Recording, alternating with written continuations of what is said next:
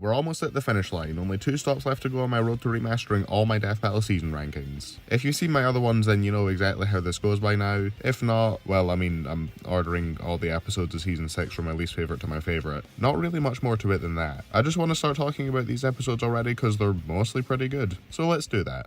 You left me no choice. In my text-to-speech video on this topic a few years back, I said that Aang vs Edward Elric was my least favourite of the season, but I still kinda liked it. It was nothing overly special, but it was decent enough. And between these two statements, only one of them still holds up to my current thoughts. So last place is Aang vs Edward Elric. Back in that old video, basically all I cared about was the animation looking pretty, which, to be fair, this episode does still accomplish that. It's really well animated, I won't try and deny that at all. Effects are stellar, sprites are rigged well and blend with the 3D backgrounds nicely. The mouths look way more natural than in even some season 8 episodes. Let it not be said that this animation is not well put together from a technical standpoint, because visually this fight is great. The audio side of things is also solid, with a nice track and some alright voice performances. Emily Fajardo does well enough as Aang, and as far as I can tell from his end clip in the episode, Kage does great with what he's given with Ed. He sounds like the character, he brings a lot of energy to the table, good performances all around. The analysis also has 2 jokes I thought were funny with Boomstick drinking glowstick fluid, and the offhanded mention about ducks being able to fly. And I found some of the stuff about Full Metal Alchemist interesting to learn about, like the different kinds of alchemy and the wacky shit that Ed's done with it. Outside of that though, I found the analysis super boring. The jokes weren't hitting me at all and I wasn't interested in hearing them talk about the characters. That could be down to how Ben was sick when he recorded Wiz's lines, so he was understandably super low energy, but still the writing wasn't doing enough to make up for that. And the fight is some of the most frustrating writing and choreography that Death Battle's ever put out. It starts with one of the dumbest setups we've ever gotten. It's an unfunny joke about Ed's height and a misunderstanding that is not only frustratingly easy for them to clear up, it's also not something that should have even been led up to in the first place. What would happen if these characters weren't written like morons is, whoa, did you just call me, the person you could not see until now who is not named Momo, short? No, sorry, I was talking to my flying lemur, the one on my shoulder right now, the one that was right on your head not even 2 seconds ago. Are you okay? Do you need glasses? And then despite the cool effects for the rest of the animation, they don't do a whole lot of creative stuff with it. I liked Ed redirecting the water bending, and I like him drawing the alchemic circle sending the vibrations through the ground to allow Aang to find him with his seismic sense. That's all I got. Ed kinda gets bodied for most of the rest of it, barely landing any hits, and then the instant he gets any substantial edge, Aang immediately goes Avatar state and nukes him. I've said before how some episodes like Tony vs Lex and Balrog vs TJ are able to have some of the best endings in the series by having the winner be the underdog. They still keep up in the fight, though they get overwhelmed in the end, but they get one final comeback and push themselves to their limits to deliver a super satisfying beatdown and take the win, making me root for characters I barely have any stakes in, even more than I have for personal favourites of mine. Aang vs Ed is the antithesis of that. The loser gets their shit pushed in, gets the slightest upper hand, and then gets one shot really anticlimactically without the winner looking like they even tried. Hell, Ed doesn't even try and fight back either. Instead of Aang beating him down, not giving him any breathing room so it would make sense for him to not fight back, Ed makes a quirky short joke and lets himself die like a bitch. And if you're gonna say he couldn't do anything without his other arm, well, that kind of plays into how anticlimactic the whole ending is. I mean, if that was supposed to be his last possible attack, was there really supposed to be any suspense when Aang hadn't gone Avatar state yet? And while Tony vs Lex gave us my favourite line in all of Death Battle, Aang vs Ed gives us 2 of my least favourites back to back. Ed's is a short joke because the half dozen other ones we got just weren't enough apparently. Full Metal Alchemist fans have this stigma around them that they only have one joke they ever tell, and this episode most definitely did not change my perception there. Aang's I might actually dislike more though because it goes completely against the entire point of his character. The guy's a pacifist who will take any possible way out of killing his opponent. He wouldn't even kill Ozai, an actual dictator, if he could help it. Oh, but some kid traps him under some rocks? No, now this is the point where he's been left no choice but to turn him to ash. He doesn't even react to it. And I don't want to hear shit about how Death Battle's rules make them fine with killing people. Those rules are in place for the sake of the debate, not the animation. And even then, they only remove restrictions about killing. Other character traits are still taken into account, like Aang's general dislike of murder, so he should at least react to the fact that he just killed a man. They even have him freak out because he thought he accidentally killed Ed earlier in the fight. If the personalities of the characters didn't matter in the slightest, then I wonder if people would also be okay with, instead of a no choice line, Aang started dancing on the spot where Ed died while telling him to get fucked.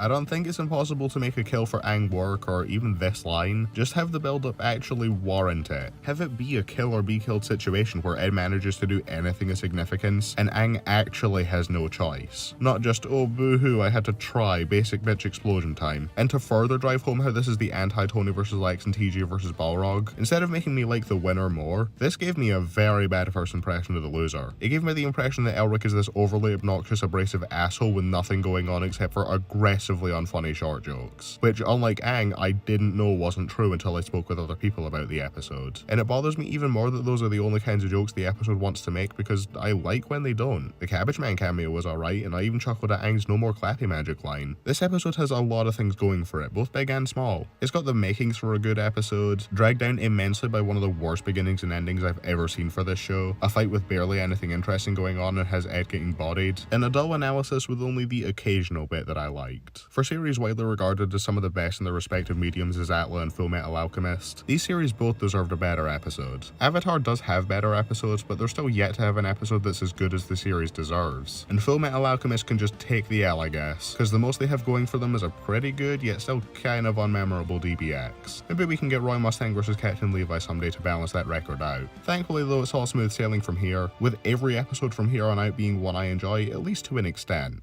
This was an extremely close match. Everyone's gonna have those episodes they know are well made but they just can't get into, and for me that's Sasuke vs. Hiei. This isn't a bad episode by any stretch, it's just not one I can get super into. I was kinda bored for a lot of the runtime. Not the oh my god I wish I could be watching anything else, this is agonizing kinda boring. I was just completely stone-faced, and occasionally thought something was kinda cool or kinda bad. Analysis wise I liked learning about their origin stories, them poking fun at their edginess in the background sidebar was kinda funny, and the cutaways were okay. Whenever they were discussing their abilities though, I was checked out completely. Usually I'm interested to learn about new characters, but here I didn't care all that much. Again, I gotta stress that's a me problem, not a problem with the episode itself. I will still call out the Captain Planet bit as unfunny though, especially since as I'm writing the segment Korra vs. Storm just came out, and I also recently rewatched Aang vs. Ed. It wasn't funny in either of those, and it wasn't funny here. The self-aware is this a pigeon bit was also not that great, but it's a minor visual gag so it doesn't bother me as much. The worst part of the analysis though is the conclusion where they say it's close, then say how Sasuke's advantages are minuscule, while Hiei is 5,000 times stronger and immune to all of Sasuke's relevant abilities. This is worse than the instance of this in Mob vs. Tatsumaki, because Mob at least had win cons, given that Tatsu needed to lower her shield to attack and the speed gap wasn't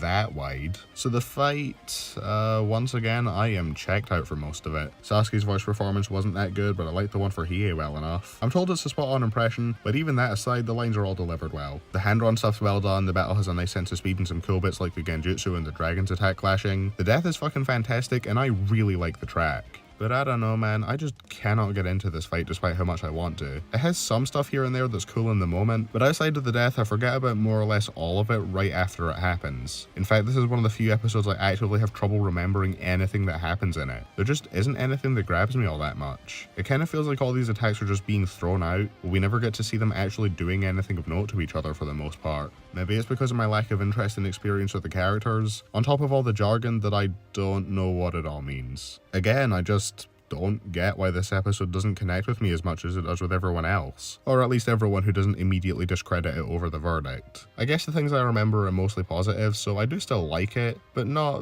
that much. I never think about this episode, and I can guarantee that when I'm not in the process of making this video, I'll forget that it even happened. What was that? Oh, run.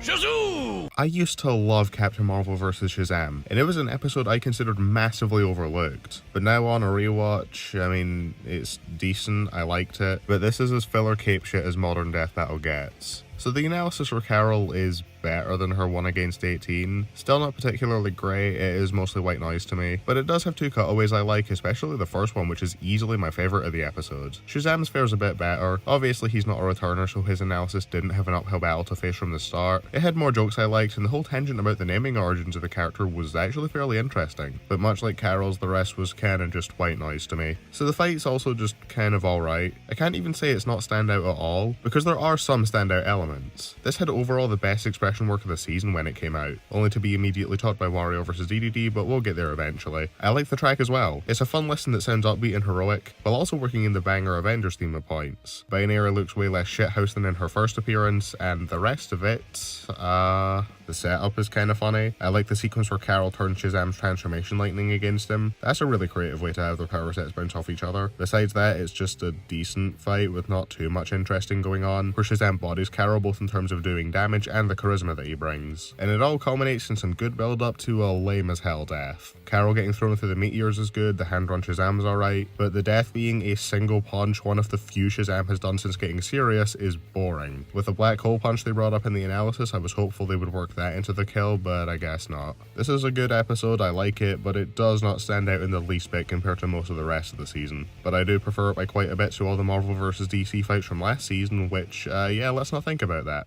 You are such a terrific dumbass. Season 6 starts with Finding Nemo footage, let's fucking go. Anyway, so yeah, Aquaman vs. Nemo's pretty good. Though, oddly enough, a lot of my enjoyment comes from the analysis. I surprisingly like a lot of the jokes and cutaways, even the ones that are just lol slapstick and lol pop culture reference. Plus, them hyping Aquaman up instead of turning this into an accidental Hercule vs. Dan is appreciated. I don't know, I just found the analysis really enjoyable. Nemo's rundown did have the weird Speedo clip and Boomstick mentioning Reddit, but that doesn't ruin it or anything. And then the fight is fine. It is very little that's good or bad enough for me to take note of it. It's kind of unmemorable for the most part. There's the sprite blur from season 5 that carried over here in some shots and a few bits of wonky sound design, cancelled out by a decent track and them muffling the sound effects when they're underwater. And while most of the action doesn't interest me much, I do like some of the ways they use their powers. Namor goes at Aquaman with piranhas, which they establish him hating, so he pulls no punches and has a swarm of sharks tear them apart instantly. And the Golem fight was pretty solid, though I do wish we could have had a battle between their kaiju sea creatures instead. I will say that even if I didn't find most of the fight that interesting, and I found Namor himself kinda irritating at a few points, Aquaman is more than enough to carry the animation and make me like it. Every single one of his line reads is really entertaining. Kaiju Tang plays the role with such charisma and he makes the character so fun to watch. And the entire ending to the fight is amazing enough to where I don't mind how mid the rest of it is. They fight in the lowest depths of the ocean with only the anglerfish around them flickering to light up the scene. It makes this whole segment of the fight feel tense and claustrophobic and I love it. Coupled with a gruesome kill, yeah, this is an excellent ending. I just wish there was more for me to talk about leading up to it.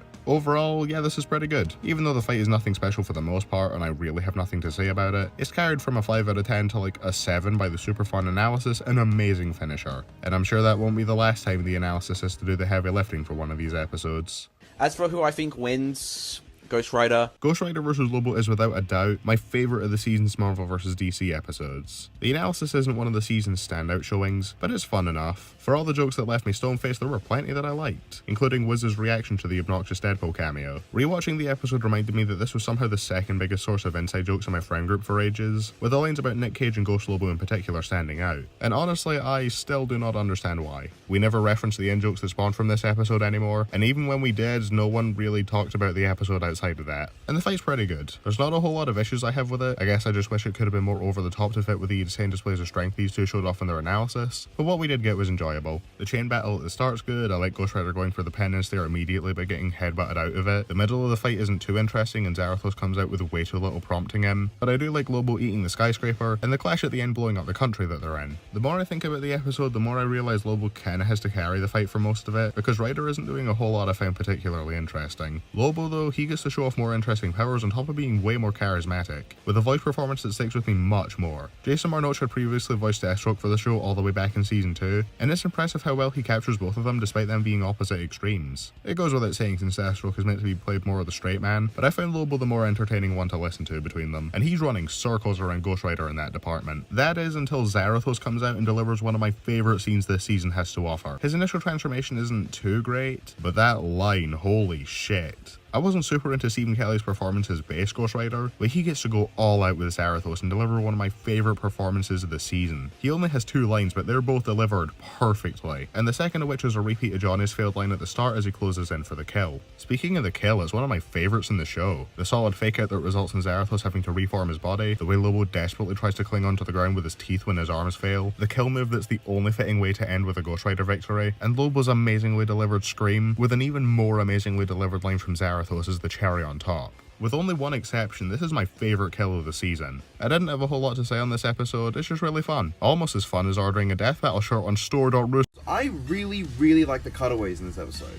That is a cursed thing for me to say. Weiss vs. Mitsuru is an episode I like quite a bit, though admittedly not as much as I did back when I reviewed it alongside Blake vs. Mikasa. The fight is fun and the good parts are just as good as I remembered, but the bad parts stuck out to me even more this time. I've always disliked the death and the fact that they start the animation after the fight had already began, and I think my focus on those two things overshadowed other stuff, like how poorly utilised the Armagigas was, Mitsuru being stabbed looking dumb as hell, this really bad looking shot, and the general look of the animation not being something I'm super into. Mitsuru and Artemisia look fine, but Weiss and her summons did not translate well over to Unreal Engine, and it makes me wish this fight could have been sprites instead. Then we could have gotten Weiss's BB tag sprites, as well as Mitsuru getting the jacket that was made such a big deal about in the analysis. It's not all bad, I do still like the animation overall. I don't find it nearly as slow or boring as Nem does. In fact, I think Weiss gets to do more interesting stuff with her glyphs and summons here than she has in the last few volumes of the actual show. The voice acting's on point all around, which is a given since Weiss was reprised by her official VA. The sword fighting's generally good, I like pretty much every line of dialogue from the jokes to the serious exchanges. The elegant sounding Winter Sonata is a great track. There is a lot of good here. The issues it has do bother me a lot though, especially the death, which is Mitsuru poking some ice around Weiss so hard that she gets concussed to death off screen. At least with Edward Elric I could tell that he died and there was no corpse left to show. The flaws are outweighed in terms of what the animation gets right, but they are still enough to drag it down for me loving it overall to just liking it. Going off of just the animation, this probably would have been a 6 out of 10, but man, I just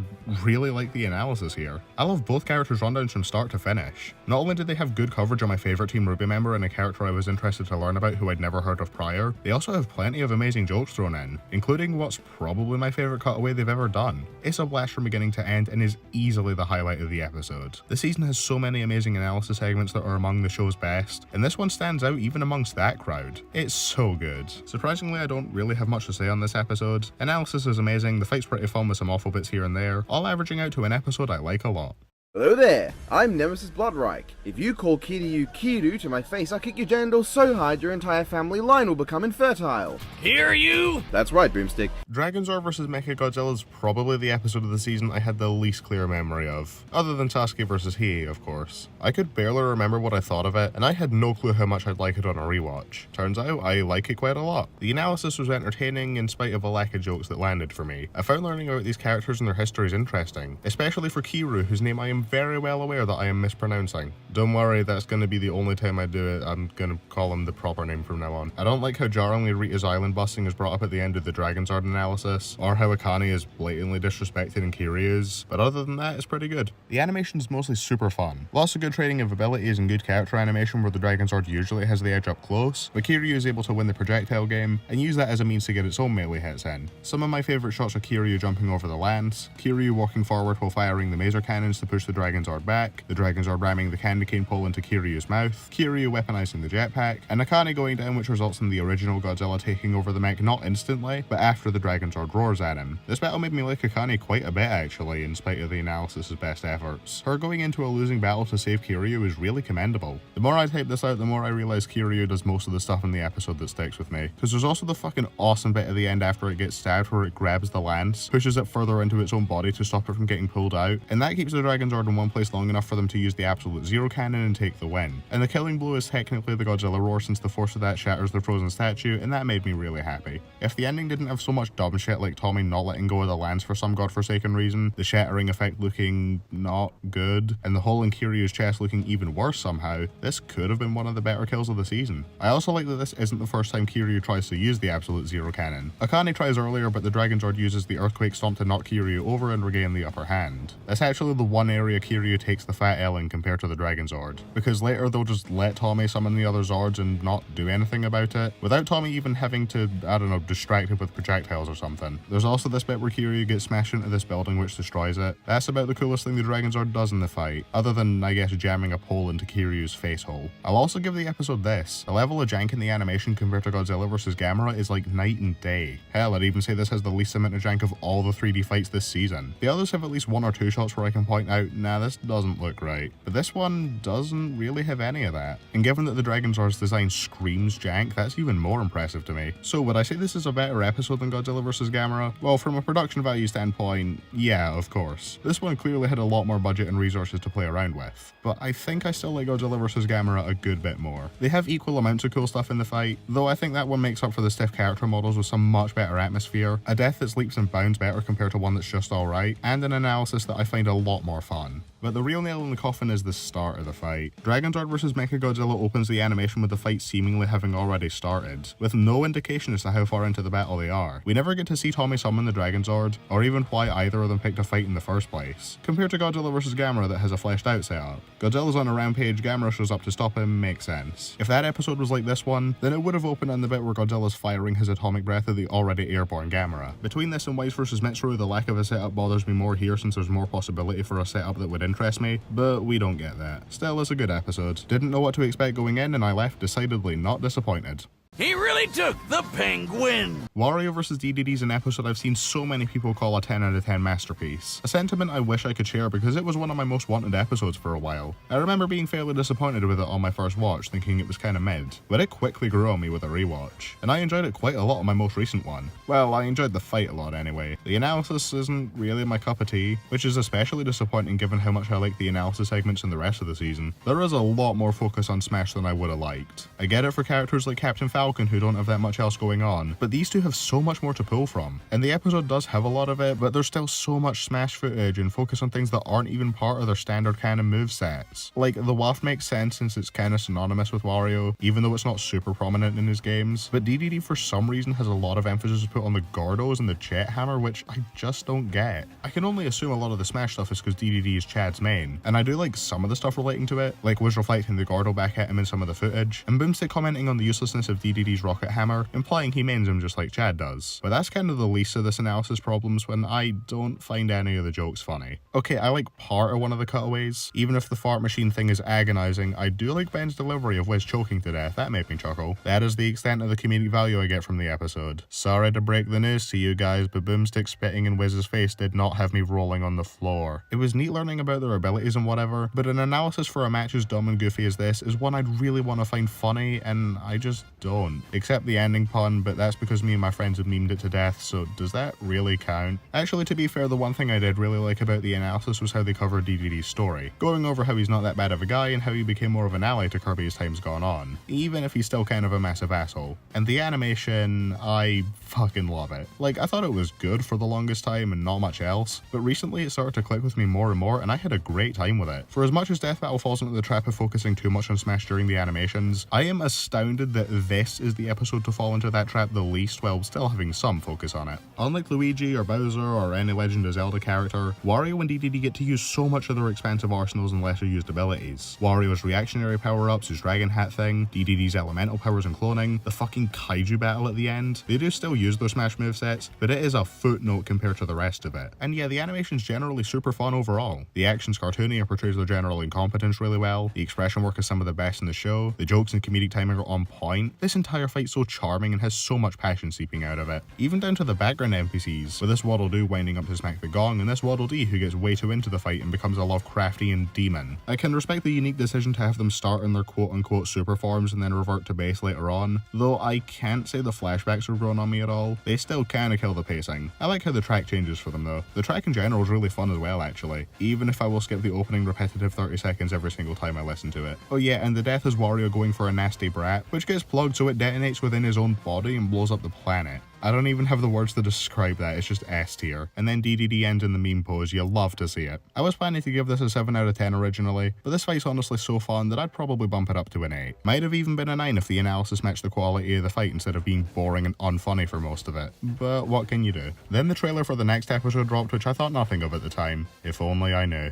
This whole thing was a blowout, a total stump. Okay, so how exactly am I supposed to talk about Deadpool versus The Mask? This episode is nuts in all the best ways. I've been told that Deadpool's out of character by being made into a Looney Tune when that isn't something he does too much in the comics, but that's also kind of the point of the episode. They make a point of how the internet's perception of Deadpool has lost sight of what the character was originally, and turn him into just a walking punchline, with Death Battle themselves even being guilty of that. And with this Deadpool having canonically gone through the events of his previous Death Battles, I would say his characterization here makes sense. Plus, they managed to bring his arc to a close in a way that gives him some actual character development, as well as giving some to Wiz and Boomstick when they realised what they'd done by creating a spite match. The character analyses are great. Both had plenty of jokes that made me laugh, especially the cutaway in Deadpool's where they downplay him on purpose. I love the way it ends as well, with Deadpool changing the prompter with the script on it. My only minor gripe is that the clips from Deadpool's analysis aren't really as warranted as the ones in Masks, but that's not a deal breaker. And the fight is also really well done. It's the first hand-drawn episode not done by Blind Ferret or Luis locking himself in a room for God knows how long, and I like the general look of it. Not a fan of Deadpool being built like a light bulb, but Max looks great, as do the various effects and weapons. The giant guns and Green Twister in particular look so good. The storyboard scene is creative and I like it. The live action skits vary from funny to dated and agonizing. I like Deadpool's musical number and self-reflection after the mask becomes his Deadpool. The final Wild West showdown's great and I like how it syncs up to the music. Deadpool getting decapitated is a nice parallel to the same shot for the mask at the start of the fight. The build-up makes the death about as good as a basic bitch explosion can get. Yeah, I kinda love most of this. I know that was basically everything covered in a rapid-fire bullet point list, but that's how the fight plays out, so yeah. I guess I can also comment on the voice acting. Taka does amazing as Deadpool, which is par for the course by now, and Kyle Ignacy knocks it out of the park as the mask, as is to be expected from the voice behind the iconic Giovanni Potage. Both of their deliveries are all on point and they sell every joke super well. The track is also really good, though it's more of a collection of mini tracks that vary a lot and are really weird when listened to on its own. The best part is during the final battle where it fully leans into the mask style of music. This episode is very difficult to talk about because of how unconventional it is. It'll work for some more than others, and it works quite well for me. I loved it a lot. Way more than Macho Man vs. Kool-Aid Man, because at least we get a full death battle on top of the Whiz and Boomstick side plot. Could we travel through time? Oh boy, it's the controversial episode that I have to continue to clarify that I don't care about the accuracy of. As much as I would have preferred if Ben won, and the DC streak ended at the hands of a character that was a big part of my early childhood, I really don't give a shit if the verdict is quote-unquote correct due to the subjectivity of versus debating and my lack of general investment in that side of the show.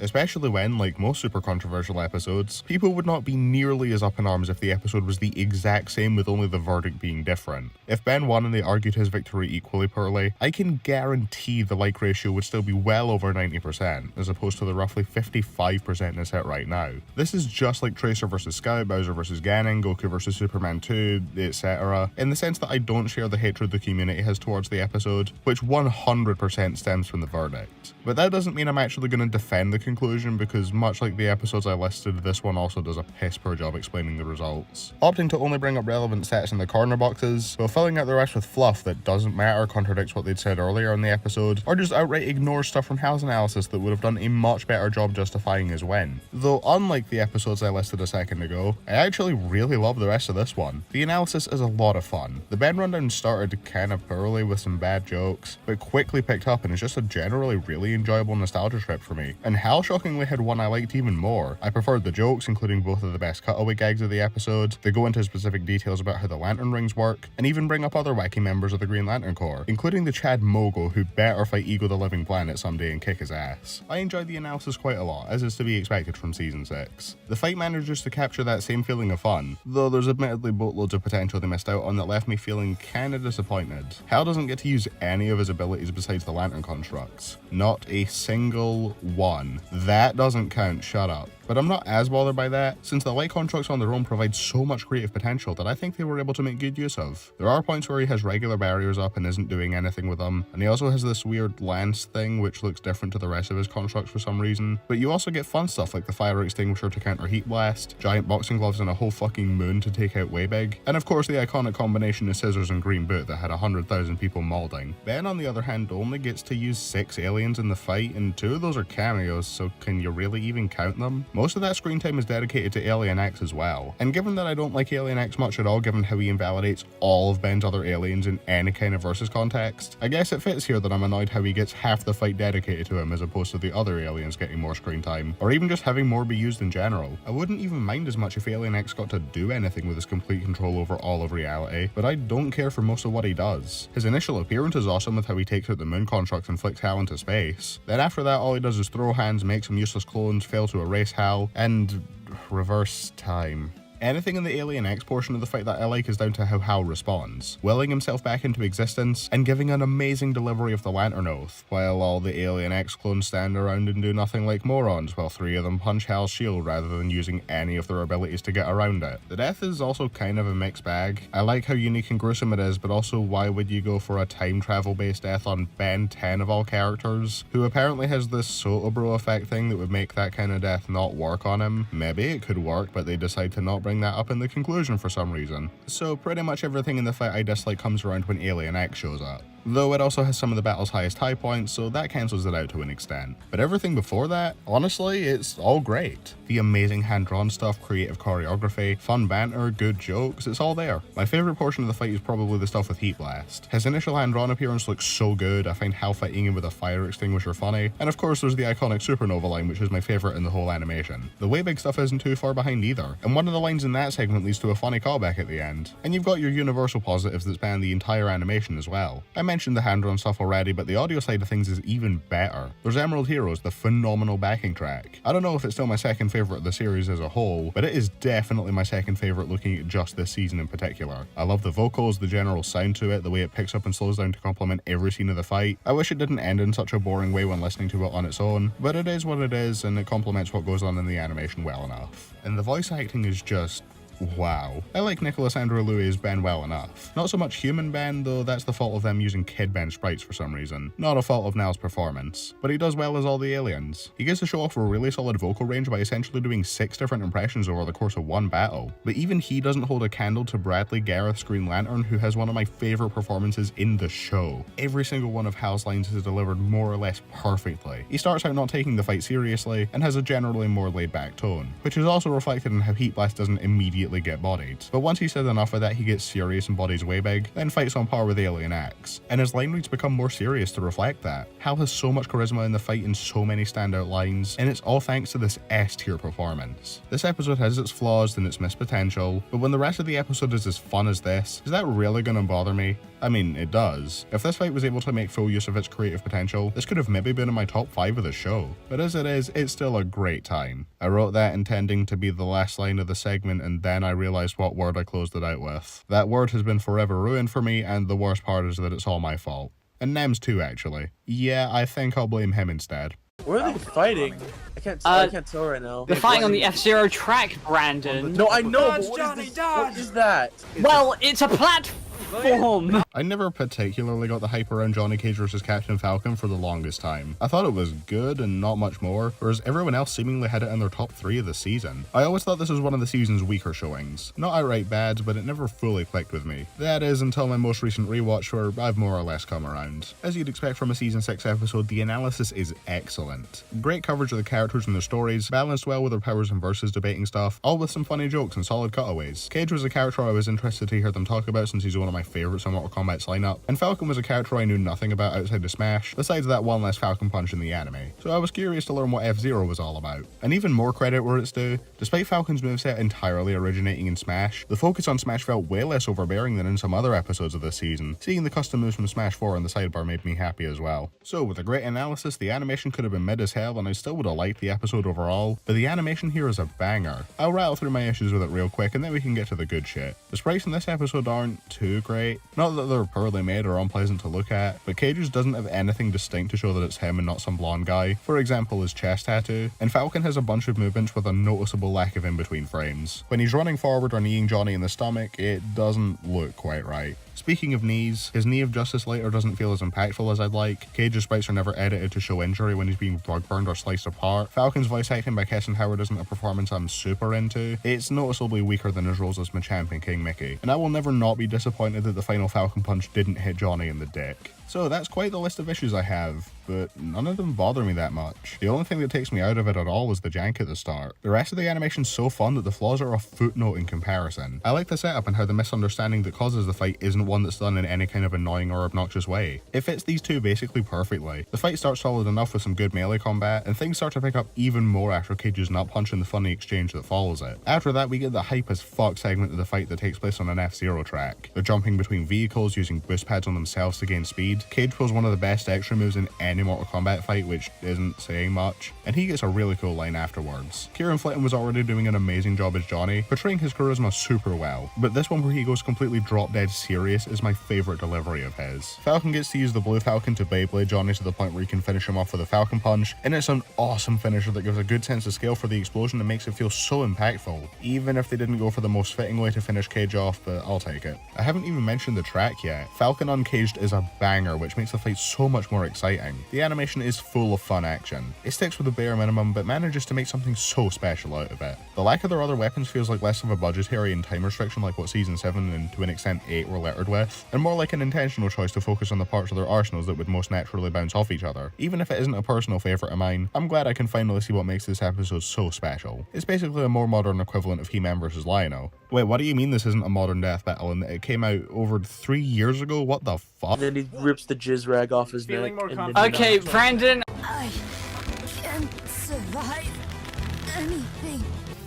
Get over yourself. Alright, so why not having Black Widow vs. Widowmaker this high isn't something that most people are going to agree with, because it's usually regarded as one of the blandest, most boring episodes of the season, and to be fair, I can see why. A lot of people's enjoyment in episodes comes down to how much they like the characters or how interesting they find them, and with Black Widow not being one of Marvel's heaviest hitters, being put up against a character in series people generally don't like that much outside of the super die-hard fanbase, it makes sense that this episode would turn a lot of people off. But for me, it checks almost all of the boxes I would want it to. Generally, episodes that tell a story and bring unique choreography to the table tend to be ones I like a lot, and this does exactly that. Not to the same degree of quality as some of my favourite episodes, but it still feels like it's more than just, oh, character A bumped into character B, now they gotta fight and kill each other. It plays into Widowmaker's role as an assassin pretty well, though it doesn't do quite the same for Natasha since she's just carrying around a sniper doing something? Was she meant to be bodyguarding this guy and she's looking for assassins? I don't know, it's not portrayed too well, but it's not a deal breaker. Another thing that gets this episode to inherently click with me more is that these are some of the less blatantly destructive characters the show's ever used, so they have to get creative in terms of how they use the environment around them on top of their toolkits. The fight starts with a long-range battle coupled with a chase, showing off both of their strengths in ranged combat, as well as their ability to multitask like they brought it for Widowmaker in the analysis. This gives it a far more unique feeling compared to a lot of other 3D battles. Widowmaker's able to take out other cars on the street alongside Natasha to try and slow her down, she runs on the side of some buildings, and near the end she stabs Natasha with a stray shard of glass. That's some cool environmental usage, but I'd say Natasha generally gets the cooler stuff in that department, with the bottle trick at the start to find where Widowmaker's shooting from, which leads into the cool shot of the bullets colliding, and the whole bit where she takes out Widowmaker's rendezvous and knocks over the Ferris wheel. The latter half of the fight once they've stopped their chase gives them a chance to focus on more of their weapons, and they work in basically everything for Widowmaker. Her infrared sight, both modes for her gun, the venom mine which Natasha's able to resist, hell even the grappling hook.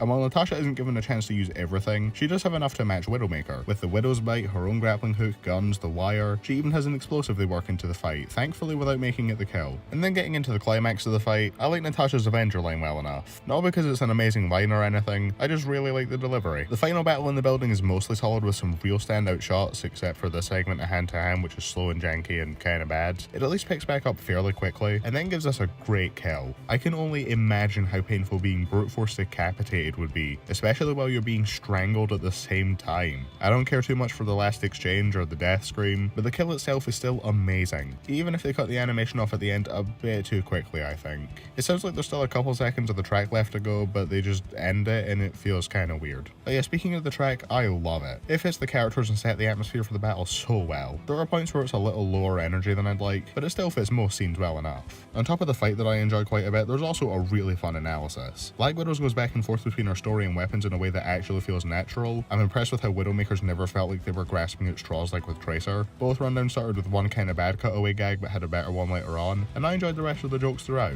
I especially like how in Black Widow's analysis, they bring up the bit about her having to stay motionless during surgery, since even though it isn't versus applicable, it shows the extent of her indomitable willpower. And I really love how they close off Widowmaker's rundown by suggesting that Amelie may not be completely gone. And above all else, this scratched the itch that Tracer vs. Scout didn't, where I just wanted to see them cover Overwatch well. It does basically everything I could want it to, with only minor slip-ups here and there that bug me. A small scale battle with unique choreography and better storytelling than most of the other episodes in the season, good coverage of a series I like that they rarely use, and a rundown that gives me a better idea of who they both are as characters. If this had some of the better dialogue in the series, then this episode would be practically tailor-made for me to love it, and I do regardless. This has been one of my favourites of the season ever since it came out. Even if that's not the popular opinion, I don't see myself getting sick of this one anytime soon. Season 6 has always been the season I was the least certain about my favourite episodes. The others were all fairly clear cut, and as I expected, none of them changed from when I did my text-to-speech videos those many moons ago. But with this one, I didn't know if my previous number 1 pick would remain at the top. I just didn't expect it to drop quite as many places as it did. That's not to say the Mega Man Battle Royale is a bad episode by any means. I mean, if you're watching this all the way through, you've just heard me gush about most of the rest of the season, so that goes without saying. It's still an outstanding episode, I just click with others this season a bit more now. So starting with the analysis, this one has a really unique vibe to it, where it essentially plays out like one mega analysis on the entire Mega Man timeline. Or, well, I guess the two timelines to the extent that's relevant to the characters we're talking about. If they were to do something like the Evolution Battle Royale, this is the route I'd want them to go in those analyses. It's really fast paced and doesn't give each of them a whole lot of time, but I don't think that's super detrimental to its quality, since it still goes over their individual stories well enough, on top of covering enough of their weapons without spending ages listing literally all of them, whilst also going over the unique attributes outside of their variable weapon system, with the double gear, X's regeneration, Geo's weird EM powers, so on. They throw plenty of great jokes into the mix as well, some of which even carry across separate segments of the analysis. I honestly struggle to think of any that jump out at me as particularly bad, whereas I can name plenty of bangers, like them making fun of the names of various characters across the series, the repetition of the Mega Busters all being the same for the most part, commenting on how different the franchise got when comparing Star Force to classic Mega Man, and of course Boomstick's rant at the end of Volnut's analysis is absolute gold. It's amazing to me how one of the 4 big super long episodes never bores me at all, especially given how Thanos vs Darkseid struggled only 2 episodes prior. I call this one a significant step up from the already great Naruto vs Ichigo rundown, though probably not Goku vs Superman. And then the fight is equally super fun. Of course there's missed potential, but like, come on, there are 5 Mega Men fighting here. The animation could be an hour long with the most immaculate pacing I have ever seen in my life, and it still wouldn't be able to include everything. They're able to include plenty on most of their sides. I'll admit I am a little bummed out that Volnut didn't really get to do anything of note, and I guess Classic retreads a lot of ground from his fight with Astro, with only the air shooter and brief usage of the double gear system being new territory. But the other 3 are fine. The huge variety of abilities leads to a lot of fun back and forths, with them breaking off into groups of the original and new timeline, before all coming back together for my favourite bit of the battle, that being the super black hole. The expression work in this scene is great. I like how Classic tries to take X down, but X resists the time stop with the weird JoJo text thing for some reason, and then the black hole detonating shows the order of elimination without being super obvious about it, with the level of resistance that Volnut and Classic put up, as well as how much damage the rest of the survivors took. The ending's fun as well, with Geo using his noise manipulation to take out the Mother Elf. Then we get EXE countering Geo trying to incinerate him by just incinerating him back harder. And okay, yeah, let's get into my problems with the episode. The deaths are kinda boring. In a fight where everyone has arsenals as huge as these, and 4 losers providing options for multiple creative kills, I would have hoped for something better than all 4 of them get vaporized. The end. The setup is also pretty weak. They show up in the same location and decide they're gonna fight because, sure, I guess they all crash into each other and could interpret the others as their world's villains trying to copy them, but still it's kinda dumb and not conveyed super well. The setup would fit right in with season 1. Yeah, that's all my major problems actually. Starts weak, ends kinda weak until the EXE reacts to the environmental destruction they caused. The rest is generally super fun. There's like this one bit where Volnut kinda teleports between shots that Nam brought up, but honestly, I don't care. That is a footnote compared to what the episode does right. It's all just really fun with some neat expression work, good jokes, a banger track that's been ruined for me because my friends pointed out how similar it sounds to the Nostalgia Critic opening. I just love basically every second of it. The conclusion's great as well, covering the order of elimination, the ways their abilities counter each other, the text box is actually being used well, and I like how they don't even try and sugarcoat how badly EXE stomps everyone, even with Geo having arguments where he could scale to him. And they end by giving Volnut his one advantage. You'll love to see it. Oh yeah, I should probably address Volnut getting shat on. I don't really mind them commenting on how screwed he is because they never outright pull a Michelangelo and disrespect him. Wiz shows him the respect that he deserves. His weapon system that Boomstick calls out his Diet Mega Man gets him his one advantage in the end. And in general, I just find the jokes about him being out of his depth kind of funny. The only thing that bothers me about it all is, again, he doesn't get to do much in the animation. I wish this could have been the season premiere. It's a blast from start to finish, even if it isn't one of the Holy Trinity of 10 out of 10 sprite fights for me anymore. I feel bad for having only given it an 8 out of 10 when I did my Season 6 retrospective, because this episode deserves less than a 0 out of 10. It has no redeeming qualities. What a way to close out the season. All Might vs. Might Guy isn't quite my second favourite finale like it used to be, the Goku vs. Superman being one I've always preferred, Pokemon vs. Digimon edging out slightly upon rewatching both, and now Saitama vs. Popeye being my new favourite. But this episode still stands out on that same phenomenal level as Pokemon vs. Digimon, and leaves the 4 ranked below it in the dust. Analysis wise, I don't think this is one of the funnier ones this season. I mean, Guy's had some good jokes relating to his family's naming trends, but then All Might speaks with them poking fun at some weird quirks at the start. The cutaway was kinda terrible, and nothing else after it picked up the slack. but that's only in regards to the jokes. I think this episode covers the story and abilities these two have masterfully. They go over their origins and various powers in ways that I actually find interesting. Guy's rundown especially clicks with me way more than Sasuke's. And the conclusion is great, calc stacking for the sake of showing the degree to which Guy held the advantage, and making the difference in their striking power very clear. My favourite part of each analysis is how they end though, choosing to end them by bringing up their successors and how they've trained them to match and surpass themselves. That's some really well written stuff. And the fight, God, where do I begin? Well, I guess a good place to start would be to get my complaints out of the way, that way I can spend the rest of the segment gushing. There are a few visual quirks I'm not a fan of, namely the Blake vs Mika's problem, where they sometimes switch whether they're animated on 2s or 1s, but admittedly that doesn't bother me as much as I remember. And there are a few awkwardly animated shots here and there. All Might's Texas smash is a bit weird in that we don't see the initial point of impact, and him throwing the tree feels incredibly limp. And the death, I mean, it's good overall thanks to the build-up, but the actual killing blow is what stops us from being one of my favourite finishers in the series. Instead of a final clash between Night Guy and All Might pushing themselves beyond their limits, changing not just the weather but bending the space around them, we get All Might getting bodied in one kick that makes a small kaboom. It's not terrible, but disappointing for sure. Alright, so good stuff now. I love the dynamic these two have in the fight. They're just so pleasant to each other. The camaraderie between them is honestly inspiring. As much as I prefer Yoda vs Mickey as an overall episode to this, I prefer how the friendly dynamic was done here. They're constantly complimenting each other and pushing each other to the limits to see what the other's capable of. The escalation of it is very well paced too. What begins as a basic arm wrestle starts tearing apart the ground beneath them, which then becomes them throwing out their stronger techniques, progressively putting their all into it while allowing the other to do the same, all culminating in them going all out. I especially appreciate smaller details like how Might Guy's able to outmaneuver All Might, compensating for his disadvantage in strength before the 8th gate. He avoids All Might's attacks and lands a bunch of lighter hits to wear him down, leading up for a big hit of his own. But when he tries to outright overpower All Might, that's when the tables start to turn on him. Not like All Might is league stronger than him though, because 7th gate Guy pushes him to the extent that it even makes his smile briefly disappear before the ending. And as much as the killing blow doesn't do it for me, the lead up to it contributes to one of my favourite endings in the series. The fact that Might Guy's ultimate attack kills him afterwards gives you the impression that, okay, maybe they won't even use it in the fight, and makes the United States of Smash actually kind of work as a fake out. But Might Guy holds on, activates the 8th gate, and we get a nearly unparalleled build up to the final clash. All Might putting on a smile for one final attack, a show of respect to his opponent. Guy preparing his own strongest move, with so much energy erupting from him that his hands making contact with the floor begin to melt it, all with the incredible guitar solo playing over it. Oh yeah, the track. So this season had plenty of amazing custom tracks. Emerald's Heroes, Winter Sonata, Falcon Uncaged, so on. Not a single bad one to be found, but Mighty is my favourite and it is not even a contest. The inspiring lyrics, top tier vocals, generally great sound of the instrumental, and that amazing ending. This has not wavered as my favourite track in the series, and I don't know how they'll ever top it. This is the standard that all season finales should attempt to reach. If the analysis had more jokes that I liked and the death was better, this could have been a contender for my favourite of the season. As it is though, this episode is splendid. Everyone involved truly went beyond. Plus ultra.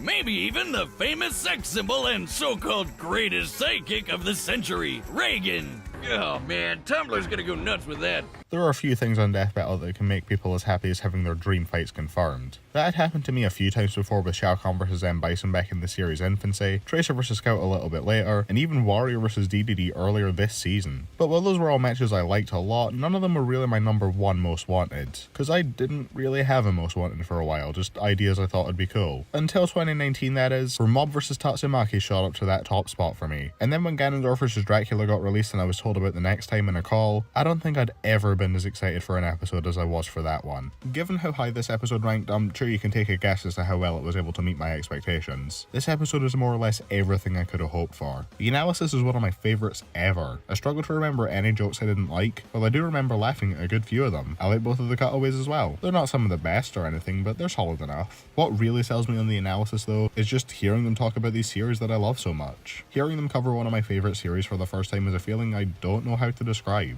It made me so happy hearing them talk about the stories, name dropping a bunch of characters, and even getting me to like both of them more than I did before by going over stuff from the manga and webcomic that I hadn't seen before. I vividly remember watching this episode for the first time and having the biggest smile on my face when they started mentioning Boros' attack on City A. It's a feeling nothing else this season can even begin to capture. Basically imagine Tracer vs Scout if it was actually a good analysis and not solely carried by that feeling. And then the fight is fantastic. Not free from issues mind you, but none of them bothered me that much. Tatsu is a little out of character at the start. She wouldn't attack what she sees as a normal kid out of nowhere, though her being the aggressor makes sense and this is a concession I'm willing to make. The rest of it's pretty spot on though. She's aggressive and she thinks she's hot shit. Mob on the other hand starts out getting his shit pushed in, then he goes into his 100% rage state and goes more on the offensive, using his ability to attack and defend at the same time to his advantage. Though I wish they made it a little more clear what emotion he was feeling. Imagine how much harder the percentage counter would have hit if it said 100% rage, instead of just 100%. Regardless, I like his now more aggressive characterization. He lays Tatsu out but is eventually overwhelmed by her greater power, which forces out unknown percent. I think the build up to the transformation could have been a little better. Say have Mob get shown to be knocked out and depowered for a second and then have him transform, but I can't complain when we get possibly the single best hand-drawn shot in the series. Genuinely stunning. I don't even know what else I can say about it. Actually, I can touch on the rest of the hand-drawn stuff. It is a little jarring to me how often they switch styles. I wish one specific style could have been perfected, rather than it switching between them with no rhyme or reason. The unknown percent Mob and Chibi Tatsumaki work since it feels in line with how their series use different art styles. The rest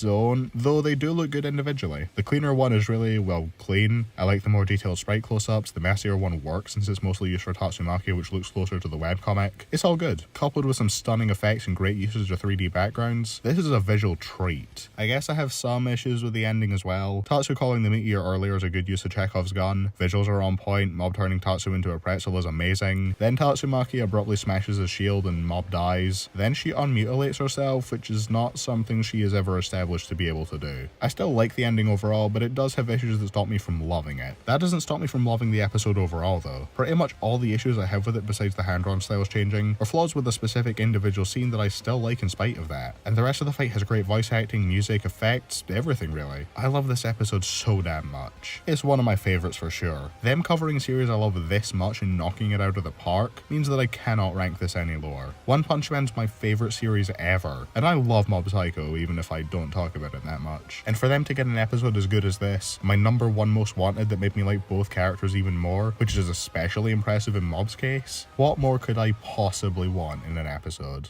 Wiz, I'll give you $5 if you lick that battery. This is what more I could want in an episode. What can be said about Ganondorf vs Dracula that hasn't been said already? This even beats out Cage vs Falcon as the fan favourite of the season, and it's not even remotely difficult to see why. Let's start with the analysis. Ganondorf's is pretty good, easily the best one we've gotten for a Legend of Zelda character. It's not one of my favourites or anything, but I enjoyed learning about him, and the cutaway is probably my favourite individual joke of the episode. Dracula's on the other hand, that is one of my favourites, and not just of the season. There were plenty of jokes that made me laugh, but not nearly as many jokes that didn't get a reaction out of me as in Ganon's. It's got another one of my favourite cutaways, and plenty of other great jokes here and there, but more than that, it got me invested in Dracula's story. It made me more interested to learn what his deal was than anyone else this season, even characters I previously liked from series I was excited to see them use. There are no issues with bringing up Calx too early, or neglecting his story to focus solely on his powers. Dracula has more or less the perfect analysis to me. The jokes I like aren't even restricted to the character rundown specifically. This is the one episode I can think of where I laughed in the intro, and the conclusion also has an unintrusive cutaway that I enjoyed. God, this analysis is so good. How could the fight even hope to compare? Well, given that I had previously only seen one member of the SFM team animate combat before, while the other two I'd only ever seen animate comedy skits, the fight is shockingly able to not just match, but surpass the analysis and how much I adore it. Though they also had David Fisher and Christina Christopherson helping them out, who were on Death Battle's usual in-house 3D team, so that shouldn't be too much of a surprise. This is what I'd call easily the best looking fight of the season in my eyes. With all the character models being pulled from Smash, they naturally match each other perfectly, and the set piece being a castle at night with the only light source being the moon looks stunningly good. It's like a better version of the atmosphere set by Black Widow vs Widowmaker, although this one also has the natural advantage over Widow vs Widow by being able to show off a ton of cool looking effects on attacks instead of mainly relying on hand-to-hand and gunplay. The audio side of things is just as strong, with the Dark Lords being a very atmospheric track that adds to the ambiance of the entire fight, while also picking up in intensity when needed, and both voice performances are great. William T. Sop knocks it out of the park as Ganondorf, and I wish he got to return to voice Shao Kahn when he fought Akuma. And Stephen Kelly as Dracula delivers what just might be my favourite voice performance from him. He doesn't talk much in base form, only getting two admittedly really well delivered lines, and for the rest of it he's just laughing until he transforms. Even if it's not really dialogue, all the deliveries for these laughs give me life. Then we get the giant monster Dracula and his voice changes completely. Think what Zarathos was to Ghost Rider, albeit not quite as good, though unlike Rider, the voice for base Dracula didn't leave me underwhelmed. Kelly guy does a great job at making Dracula sound like a demonic monster in the latter portion of the fight, and even gets one of my favourite lines of the entire show, which contributes to one of my favourite kills they have ever done as he rips Ganon in half and drinks his blood. The death is the obvious highlight of the episode, but don't let that overshadow everything that leads up to it. Okay, well, most things. Ganon does have 2 attacks that look like they're supposed to be going in slow motion, but instead they freeze the characters in place completely and it looks unnatural. There's underlying unavoidable SFM drink for a lot of the animation, but these 2 attacks are the only parts where it's noticeable and actively bother me. There's the Dracula bitch slap as well, but that's meant to be funny anyway, so it gets a pass. Ganondorf fighting the Medusa heads is awesome. His onslaught with his smash moveset is probably the best incorporation of any Smash stuff all season, except for maybe the kill in Wario vs DDD. And I'd probably say Dracula has some of the best character animation in all of Death Battle. Throughout the fight you can see how seriously he's taking it, which is to say not at all. He brushes himself off while Ganon's trying to hit him, he spends a lot of the fight laughing with some amazingly well done facial expressions, his redirection of Ganon's magic looks like he's having the time of his life while barely trying. His arrogance really shines through here. That's not to say Ganon gets bodied all fight though. Dracula might spend a lot of his time posturing, but Ganon gets his fair share of meaty hits and moments of advantage where he actually forces Dracula to get serious. Case in point, the decapitation, which the superior vampire fight on the Death Battle channel would have had be the killing blow. Dracula's decapitated head twitching is pretty creepy. Then he decides to transform into his huge monster form, and we get this phenomenal shot of him towering over Ganondorf before he starts to body him. This prompts Ganondorf to transform into his own giant monster form, and we get one of, if not the absolute best transformation the show has ever given us. The music, effects, and camera work as it pans up and shows Ganon in all his might, it's hard to oversell how good it is. What follows is a really cool miniature kaiju battle. They match in raw strength, Ganon slices Dracula and pins him against the wall with a laser, and now that he's been put in a dangerous spot, Dracula finally drops any semblance of his original Johi self, stops holding back, and drops his strongest move which obliterates the castle they're in, reverts Ganon back to Ganondorf, and gives us easily the best kill of the season. I'll admit I had my doubts about if this episode would be as good as I remembered, but honestly, it's even better.